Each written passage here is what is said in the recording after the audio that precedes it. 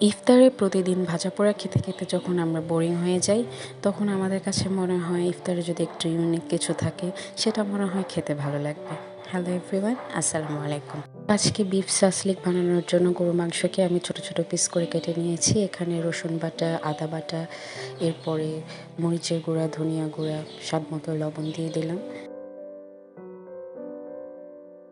এরপরে এখানে আমি দিয়ে দিব অল্প পরিমাণে টমেটো সস, পরে দিয়ে দিব সয়া সস, এখানে দিয়ে দিব চিনি। চিনির পরিবর্তে আপনারা টেস্টিং সল্টও ইউজ করতে পারেন। এরপরে দিয়ে দিলাম 1 কোয়া লেবুর রস। এখন এটাকে ভালো করে ম্যারিনেট করতে হবে।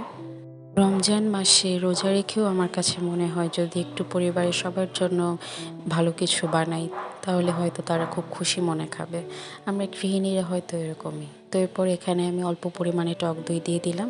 টক দই দেওয়ার পরে আবার আমি এটাকে ম্যারিনেট করব। ম্যারিনেট করে এটাকে আমি 30 মিনিটসের মতো রেখে দিব। তো শাসলিকের জন্য এখানে পেঁয়াজ, গাজর, টমেটো কেটে নিয়েছি। এখন এখানে রসুন, আদা, মরিচের গুঁড়া, লবণ দিয়ে ভালো করে ম্যারিনেট করব। সবজির সাথে এসব মশলা অ্যাড করার কারণ না এটা খেতে ভালো লাগবে। আমার ছেলে আরেকটা বায়না করছে, সে নাকি সুশি খাবে। ওর কাছে রেসিপি থাকলে কাইন্ডলি আমাকে জানাবেন। আমি আসলে কখনো সুশি বানাইনি। তো এখানে আমি 5টা শাসলিকের কাঠি নিয়েছি। সবজি, মাংস, পেঁয়াজ দিয়ে আমি কাঠিগুলো সাজিয়ে নিয়েছি। এগুলোকে আমি আবার একটু রেস্টে রাখবো। তো এখানে ডাল ব্লেন্ড করে নিয়েছি পেঁয়াজু বানানোর জন্য। আজকে বেগুনি করব না। তো এখানে ছোলা বের করে নিয়েছি, আর এই পাশে পুদিনা পাতা ধুয়ে রেখেছি, এটা দিয়ে শরবত করব। তো চুলায় একটি প্যান বসিয়ে দিলাম। পানিটা শুকিয়ে গেলে এখানে তেল দিয়ে আমি শাসলিকগুলো ফ্রাই করব।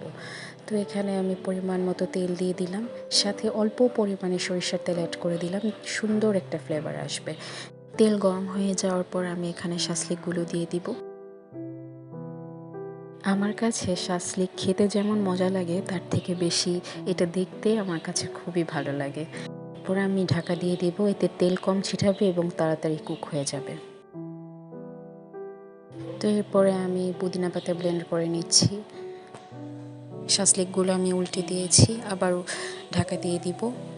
তো আজকে শাসলিকের সাথে আমি নুডলস করেছি। আমার ছেলেটা খুবই খেতে চাচ্ছিল। এরপর ছোলা করেছি, পেঁয়াজও করেছি। শাসলিকগুলো হয়ে গিয়েছে, দেখুন দেখতে কত লোভনীয় লাগছে, খেতেও অনেক মজা হয়েছিল। এরপর শসা কেটে নিয়েছি। এই ছিল আমার আজকে ইফতারের আয়োজন।